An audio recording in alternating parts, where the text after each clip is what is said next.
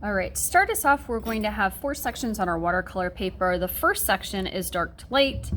Second section is analogous. Third section is wet on wet analogous. And then the fourth is wet on wet, your choice. So as we kind of go through the different techniques, I'll share with you what that means. Okay, so to start us off, I'm going to do the first techniques, okay, with the dark to light, okay.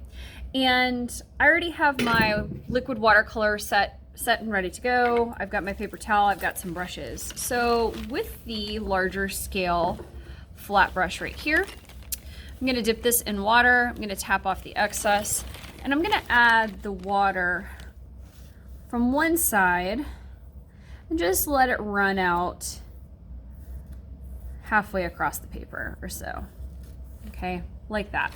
I didn't even go all the way to the end. It's just really wet on this side and it gradually gets drier as I go across. Okay. From there, I'm gonna pick up a color out of my palette. Okay, so I'm gonna move my palette under here so y'all can see it. I'm gonna start with blue. I'm gonna add the color in the dry area. Again, using that same larger flat brush. And as I go across my paper, it will gradually get lighter as it goes into the water. Okay, now let's say that yours does not do that. Okay, what you can do is you can rinse and blot your paintbrush. Okay, blot it off on the paper towel, get off the excess water like so. And then do what's called a thirsty brush. And all that means is you're using a paintbrush that's drier to suction up some of the color, lightest to darkest, like this, okay? So if you feel like yours does not go gradually, or maybe it's all the same tone all the way across, it's all dark, you can use that thirsty brush, okay? Now, because these watercolor techniques are in succession, just try and leave a little space. If the technique that you do second touches the first, they will bleed or blend together, all right?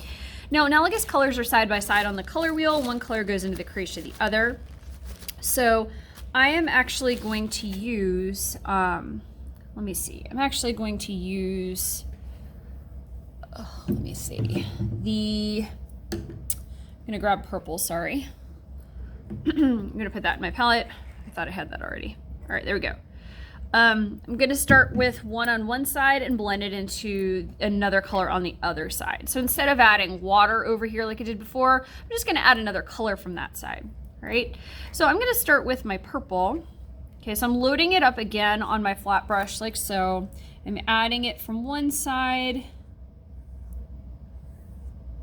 overlapping my strokes. Okay, and I'm gonna let it fade out. Kind of like that. Left a little area of white. I'm gonna rinse and blot my paintbrush. Same brush, I'm gonna pick up my blue and add it in from the opposite side.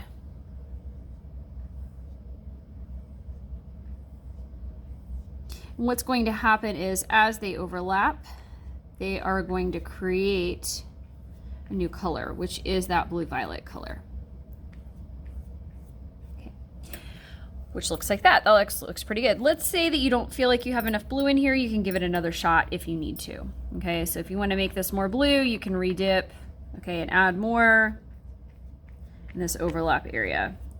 Okay, fade it out. So the goal is to have one color on one side, one color on the other side, and their blended color in the center, okay? And analogous colors are those side-by-side colors on the color wheel. They have a color in common. So just remember they're next door neighbors. They are the besties, okay? Now with this one, wet on wet analogous, I'm going to rinse my paintbrush, okay, in my water. Right now my water is kind of a really cool blue violet color. So if I would start with clean water if you can. And what I'm going to do is I'm going to wet my paintbrush, and I'm going to tap off some of the water just onto the side of my glass here. And I'm going to wet the surface. Again, try not to make your water or your color touch the one before it. Otherwise, it's just going to blend together. It's gonna bleed together, okay? Now, one thing about wet on wet, so we're wetting the space ahead of time. Again, I'm just using my flat brush, large scale flat, and I'm gonna drop wet color in here.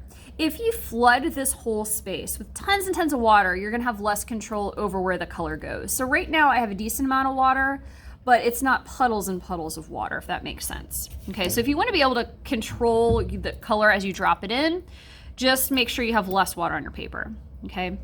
I am going to choose Analogous Colors to drop in, and because this is liquid watercolor, I can drop this in however I want.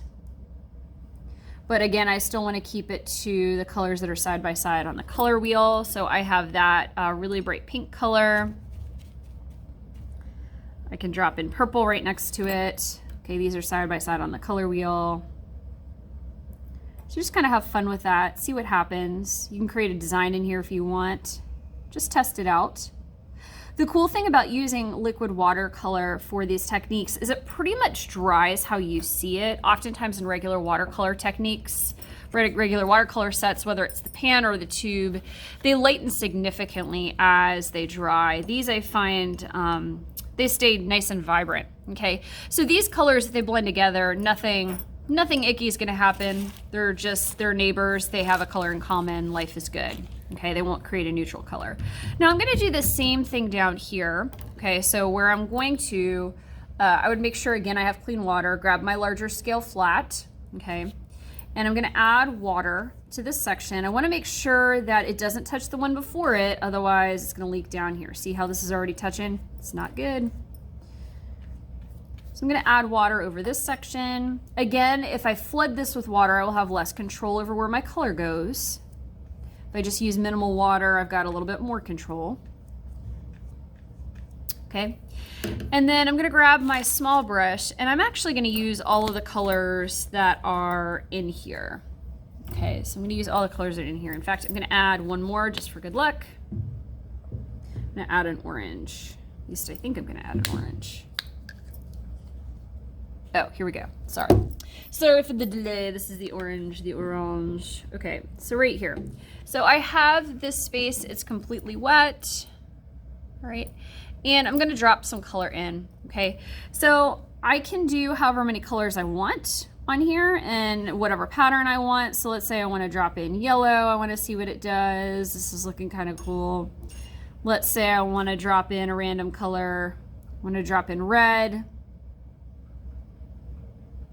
Let's say I want to drop in my pink.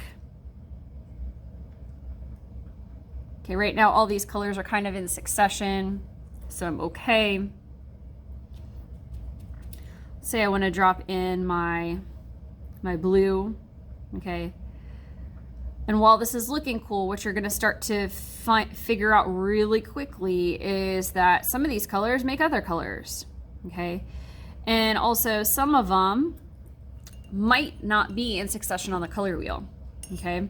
So like, for example, if I drop in this orange and I drop it right next to that blue, it's going to make sort of a barf color. It's gonna make that neutral color. If that's what I'm going for, that's great. If that's not what I'm going for, just be mindful of that, okay?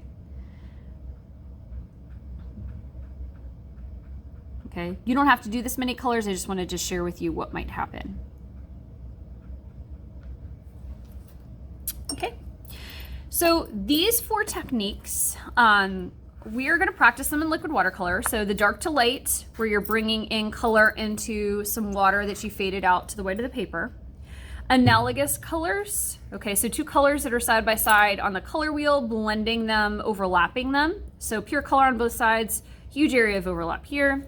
Wet on wet analogous, keeping those colors that are side by side, but adding water behind them first. Remember, the more water you add in the background, dropping that wet color in is gonna have a different effect. You're gonna have less control over where these go if you have a huge puddle of water here, okay?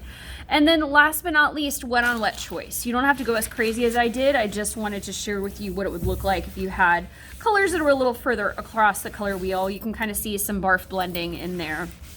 But again, I started with a wet background. More water you add behind your wet color, the less control you're gonna have, and blended them together, okay?